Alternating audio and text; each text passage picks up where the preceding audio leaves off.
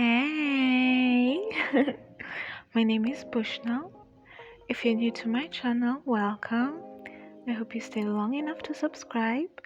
And if you're already part of the tribe, welcome back.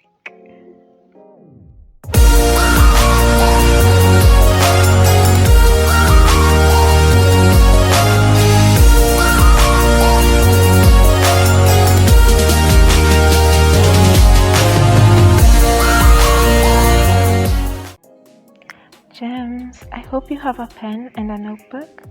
I want to share with you what I wish I knew before dating. Now, the last tip is really important, so stick around. Hint, it's about finding the one and how to know he is the one from a biblical approach, that is. So, there's so much that goes into dating that if you're going to do it, you better do it right, with the right mindset.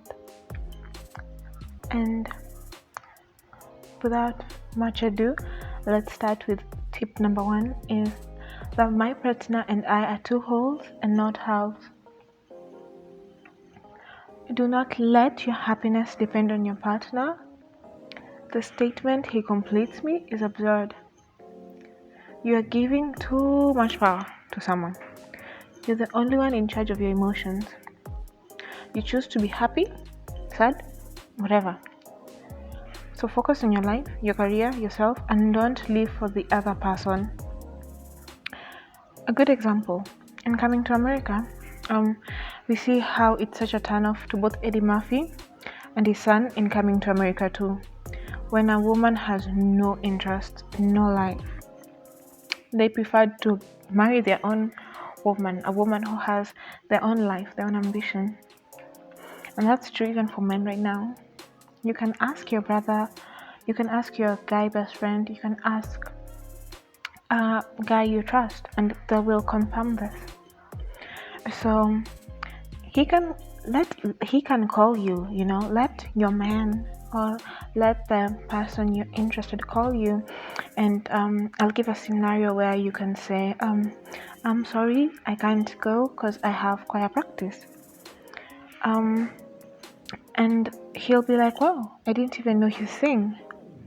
And he'll be interested to know more about you. Now, ladies, I'm not saying that you lie. I'm not saying that you play hard to get. I'm actually trying to tell you to actually have a life. Actually have that choir practice. Actually make him know that you're trying to fit him to his schedule and not the other way around. Your schedule rotates around him. Okay, ladies? Now the next thing is, gems, I have created a coursebook on feminine mental health and it is available to you for free. The link is on the description box below so that you can get yourself a copy. The COVID pandemic has affected our mental health in one way or the other, and this coursebook will come in handy. Embracing femininity. So, authentic femininity is a combination of class, tenderness, and virtue. When a woman possesses these traits, a man will naturally want to be more of a gentleman around her. Not just any man, a high-value masculine man, because, darlings, I have worked in an environment full of low-value men,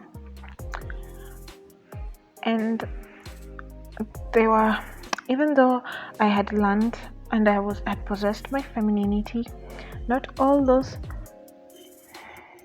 men were gentlemen. They still had embraced their ghetto-like behavior, their low-value behavior and characteristics.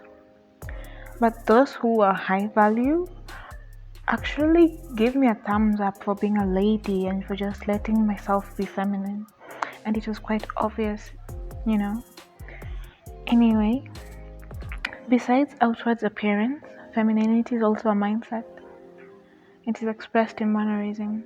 And if you aren't operating in feminine energy, then you're operating in masculinity. And masculinity is nothing like femininity. It's competitive, it's defensive. And darling, Opposites attract. So you'll attract a feminine man, which is super unattractive. And this will result to resentment because you'll be playing different roles. For instance, you'll be angry because you keep on inviting him for dates and you keep on paying for these dates while he keeps on waiting for you to ask him out on a date, keeps on waiting for you to pay half of the bill or to pay the entire bill. Darling, that's not how it works. High value masculine men pay for their women. They make the moves because they are the chasers, they are the hunters. So ladies, share with me your thoughts on this, on embracing femininity, and let me know if you want me to do a separate video on embracing femininity. Gems, I also offer feminine dance lessons to help you tap into your divine feminine energy. All this from the comfort of your home. If interested, I'll put a link on the description box, or you can DM me on Instagram at _bush.y. We'll go on to my next point. Settling. Hun, do not settle. Not only in your relationships, but in life. In life, do not settle. Yes, there's some things you can compromise on, and those things are like when you're reaching an agreement that will mutually benefit both of you. But otherwise, do not settle. You are a precious gem, and only few men can afford a gem, literally. So do not lower your standards. If you settle, let me tell you what happens is you end up trying to change him. And you try to change him to a man that you'd want him to become. And this will bring about resentment and tension in the relationship. Instead, you can do this. Like Ruth, you can wait for the right man to approach you. Ruth waited for a boss, and she did not settle for a broke ass, or a cheap ass, a lying ass. That will go on. So I also got in depth about this on not settling and being high maintenance in my blog. I've put a link on the description box for you to check it out. Okay? And also just to know before I forget is a man will rise to the standards if he likes you, if he wants you. He will rise to the standards. He will rise to the standards if he wants you, ladies. And trust me, don't go for I'm building with a man BS. No, don't go with that. The thing is, a man, once you build with him, once he gets to the top, he will leave you for a woman who will never settle for someone who's potential, quote unquote, and then he will leave you. And that's just how men are wired.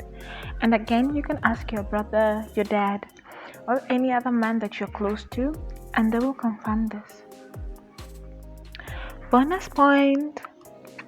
So my bonus point is on how to know if he's the one, and we're using the perspective of Eve, Ruth, and Esther.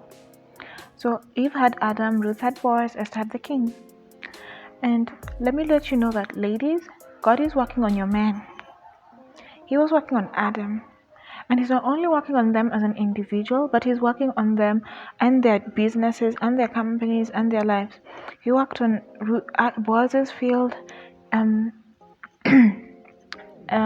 King Ahasuerus' kingdom, and Adam's garden. He was working on them, and he was working with their businesses so that they can flourish. As well, he was working on Eve, Ruth, and Esther separately, preparing them for their man. And that's how you'll know. That's how you'll know if he's the one. And that's how you'll know that you're ready, because you know that God has worked on you. He has prepared you, just like the way he did Esther. Esther took a duration of 1 whole year to get prepared before meeting King Ahasuerus. And so that's how you'll know if and even Ruth had to also be prepared to meet their man. So I hope this was really helpful, and you can comment down below if it was, and you can share this with someone and it will be very much appreciated if you also like the video.